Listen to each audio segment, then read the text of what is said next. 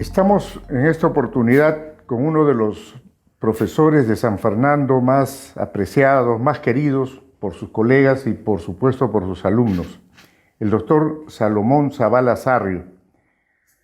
El doctor Zavala, a lo largo de su trayectoria profesional, ha tenido desempeños notables tanto en el campo asistencial como en el campo de la docencia e incluso en el campo de la administración en salud.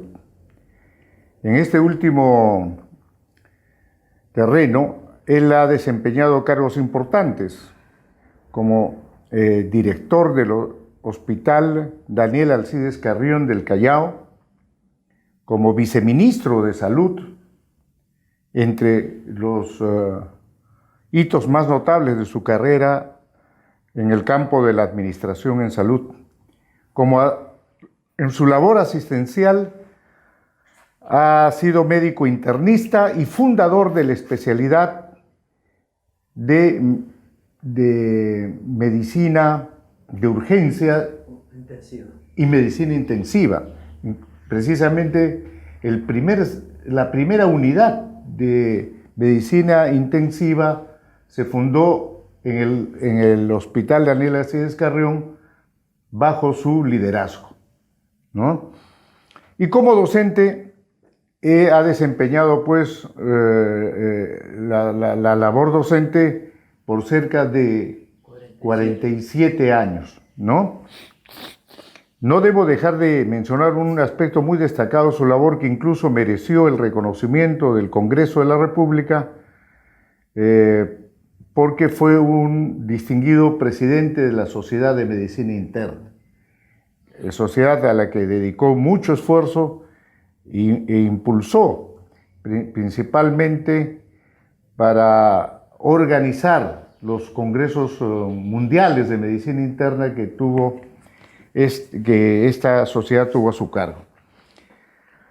En el contexto de esta importante labor profesional, él sin embargo, ha dedicado un especial interés y esfuerzo al desarrollo de la ética profesional en medicina.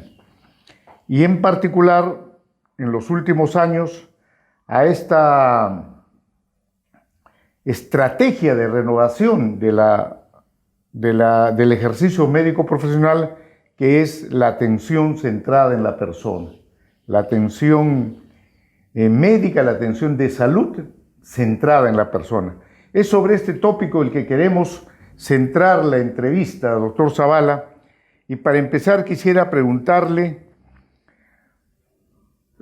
cómo desde su experiencia profesional y como paciente percibe usted la importancia de este enfoque de atención de salud centrada en la persona.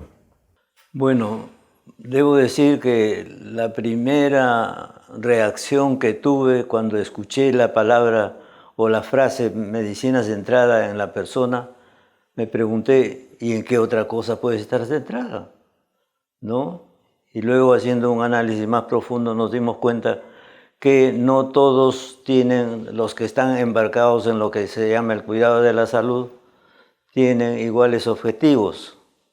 Por ejemplo, si yo fuera un inversionista, por supuesto, como soy inteligente, entonces nombraría una comisión de expertos para que me aconsejen dónde invertir, que me dé el mayor rédito con el menor gasto y en el menor tiempo. Y estoy seguro que me mencionarían en primer lugar la industria bélica, pero no, pues muy feo, no matar gente, no me gusta, ¿no? Entonces me dirían, a ver, señáleme otro campo. Bueno, entonces la industria petroquímica. No, porque eso conlleva muchos problemas políticos, hay guerras, fíjese cómo está Venezuela, no me interesa. Entonces me sugerirían la industria farmacéutica. Ah, qué bonito, ¿no? Curar personas. ¿Cuál es el objetivo? ¿Ha cambiado el objetivo? No, el objetivo es ganar dinero. Por eso hay un error conceptual de pensar que la industria farmacéutica debe ser buena gente, debe estar preocupada por los pacientes. No, lo incluyen, por supuesto, pero ese es otro interés, ¿no? Y en este momento hay toda una corriente que dice que el cuidado de la salud es una commodity que debe estar sujeta a las leyes del mercado. O sea, si tú tienes un problema de salud y tienes un seguro, qué bien. Y si no lo tienes, qué pena. ¿No? Inclusive los gobiernos que son los encargados de la salud, del cuidado de la salud, siguen esos rumbos. Entonces se podría decir que hay una medicina centrada en la ganancia. Así es, efectivamente. Y lamentablemente vemos que esto se va extendiendo y lo vamos asumiendo como parte de los fenómenos mundiales, ¿no? Y no es, digamos, algo por... La primera reacción de muchos colegas es, bueno, yo no tengo que ver con eso, a mí tráigame al paciente, ¿no? Y ese enfoque también, digamos, es equivocado. Cuando nosotros le preguntamos a nuestros alumnos si la relación entre el médico y el paciente es una relación interpares, o sea, entre iguales, todos dicen que no. Porque ciertamente, y tienen razón, ¿por qué? Porque el que tiene los conocimientos, las habilidades y destrezas es el médico, eso no va a cambiar nunca, ¿no? Y el paciente era un sujeto con una necesidad y que lo que hacía era obedecer las órdenes del médico. ¿Ha pasado algo para decir que realmente sí, ha pasado, pero muchos lo ignoramos? Tenemos en el Perú dos leyes, la Ley General de Salud y la Ley de Protección de los Usuarios de los Servicios de Salud. ¿No es cierto? Que nos dicen que la relación médico-paciente ha cambiado. ¿Y por qué ha cambiado? Porque ha aparecido una cosa rara que se llama consentimiento informado. Es decir, ya no más el médico ordenando y el paciente obedeciendo. Ahora las decisiones de ese tipo tienen que ser tomadas entre los dos. El paciente inclusive tiene tal autonomía que puede rechazar seguir las órdenes del médico. Puede rechazar un tratamiento, por ejemplo. Puede rechazar un tratamiento, efectivamente. Y, por supuesto, eso debido a ¿qué? A que tiene autonomía. Sin embargo, la autonomía no es absoluta. Tiene las limitaciones, porque si las decisiones del paciente van a dañar a terceros, entonces eso no lo podemos permitir. Y el médico tiene ahí que tomar otras. Así es, otras alternativas, ¿no? Entonces vemos que hay todo un cambio en ese sentido que nos obliga a la reflexión, pero no solamente a la reflexión, sino a tomar decisiones. Uno de estos campos es el tema de la comunicación. Antiguamente se pensaba que la comunicación era una técnica, pero en este momento ha adquirido la categoría de ciencia, porque ha desarrollado de tal manera, desde el punto de vista de los equipamientos, por ejemplo, en este momento, sentados aquí, podemos comunicarnos con cualquier parte del mundo con un aparatito que llevamos en el bolsillo y que se va haciendo imprescindible en nuestra vida diaria. Podemos ver en tiempo real, como dicen, acontecimientos situados al otro lado del planeta. Así es. Entonces, todas esas cosas deben cambiar nuestro enfoque, ¿no? Ha habido periodos donde hemos farmacolizado el tratamiento, todo era solamente fármacos, ¿no? Y en este momento estamos regresando para ver qué otras medidas o que las rutinas de nuestra vida diaria deben ser incorporadas en nuestro... De lo que me explica, podría yo entender que hay una medicina centrada en la ganancia, otra medicina centrada en el médico que toma las decisiones, otra medicina centrada en el fármaco como panacea. Así es. Y usted lo que propone es recentrar esas medicinas. Así es. ¿En qué sentido? En el sentido de que tu interés fundamental es la persona. ¿Y por qué no decimos el paciente? Porque dejaríamos de lado a aquellos que no tienen ninguna enfermedad, pero que exigen las medidas preventivas, ¿no es cierto? Claro. En este Porque momento, la prevención es preservar la salud del sano. así es, así es. Y sin embargo nos hemos olvidado de eso. Hablamos mucho los médicos de prevención, pero no lo hemos incorporado en nuestra práctica diaria. Por ejemplo, díganme ustedes, llega un paciente a la emergencia con una crisis de asma bronquial, ¿no? Y el médico lo único que se ocupa es de verle los pulmones, sacarle su radiografía, etc., ¿no? Pero no se ha fijado que es una paciente de 30 años de edad, que la tiene ahí, porque ¿cuándo van los pacientes al médico? Cuando algo les duele, ¿no es cierto? Y esta paciente tiene una necesidad inmediata que hay que atender, pero también es una mujer de 30 años de edad que la tenemos ahí, ¿no es cierto? Cuando el paciente va ante el médico está en disposición de escuchar indicaciones, órdenes, comentarios, ¿no? Y entonces allí, ¿por qué no le preguntamos a esta paciente si se ha hecho un Papa Nicolau? Claro. O si sabe hacerse un autoexamen de mamas. Es decir, aprovechemos la oportunidad de tenerla en el consultorio, en el servicio. Así es, así es. Y si no la aprovechamos, perdemos esa oportunidad. Perdemos, así es.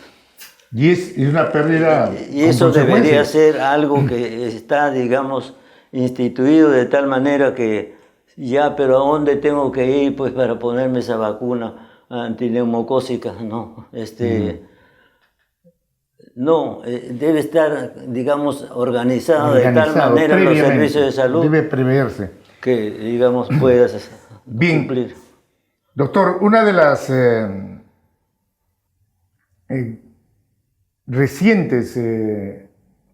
los recientes aportes que usted ha hecho es la publicación de 2 libros que han causado mucha expectativa en la comunidad médica y en la comunidad académica. Uno se titula Cáncer, esa maldita palabra de 6 letras. Y uno más reciente es El doctor no me explicó, como algo que un paciente dice, el doctor no me explicó. En estos libros se podría decir que usted desarrolla este enfoque de atención, de medicina centrada en la persona. Sí, efectivamente.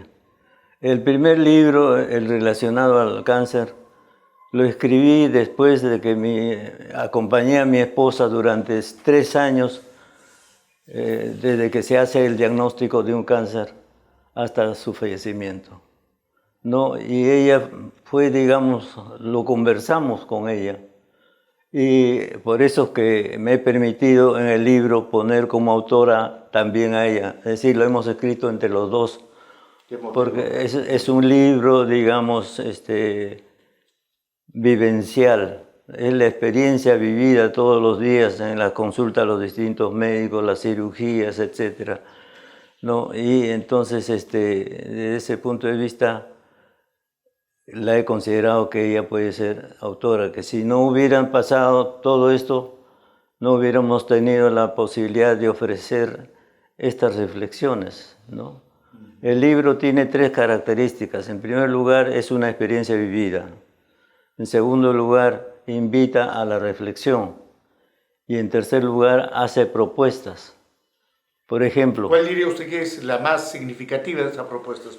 Yo diría, por ejemplo, que estamos planteando que los alumnos cuando entren ya a la parte clínica, para aprobar su paso al siguiente escalón, deberían de traer un certificado de salud de sus padres, de ambos, diciendo que ese año se han hecho un examen preventivo, de acuerdo a su edad, a sus necesidades, a sus antecedentes, etc., ¿no? Entonces, como parte de la obligación, e inclusive la universidad podría tener en sus servicios de medicina un programa donde se ofrezca, digamos, a precios no de ganancias, sino de cobertura, nada más de los gastos, de todo un programa preventivo, ¿no? Entonces estaríamos metiéndole en la cabeza al futuro médico la idea de que no solamente hay que curar, hay que prevenir por encima. No de solo todo. hay que hablar, sino hacerlo. Y le pide usted como prueba que haya persuadido, que haya estimulado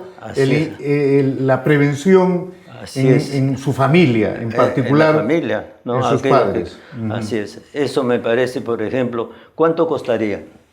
Claro. Solamente la decisión de las autoridades, ¿no es cierto? Y el inicio, el entusiasmo que le pongamos, la demostración de lo que significaría desde el punto de vista, digamos, de conservar la salud de los pacientes. Claro, para evitar la terrible experiencia de enfermedades como el cáncer, el remedio indudablemente no está en la pastilla o en la cirugía, sino en la prevención. Así es. Y eso hay que vivirlo, no solo decirlo. Creo que captamos muy bien su mensaje, doctor. Ahora, intuyo que en el doctor no me explicó, usted ha querido desarrollar esto que nos ha empezado a comentar sobre cómo percibe usted la comunicación entre los profesionales de la salud y las personas. No el paciente, la persona. Así es.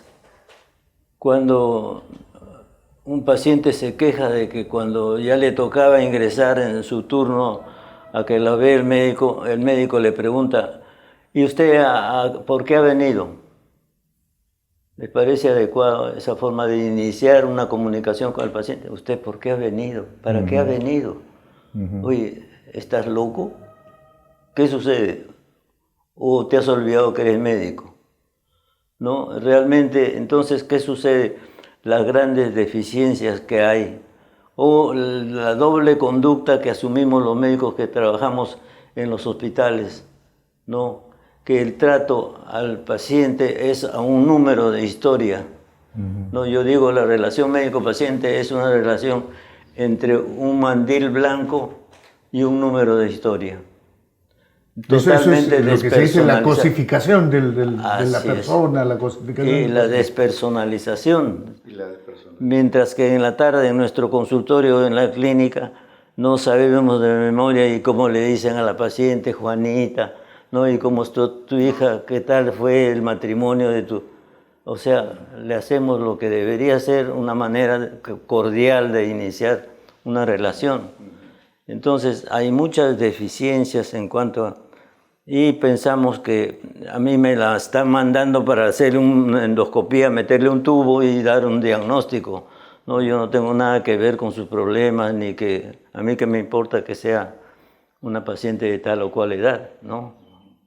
O sea, hemos ido reduciendo. Entonces, desde ese punto de vista, hemos ido preguntando en los congresos, en los cursos, a los que tenemos ocasión de asistir, a ver, quiénes han recibido un curso de comunicación en sus facultades. Y hasta ahora la experiencia que tengo es solamente una persona levantó la mano, una colega. Le pregunté dónde había estudiado, me dijo que en Australia. Mire usted. Entonces yo digo, tan lejos que hay que ir para que le enseñen a uno cómo comunicarse con el paciente.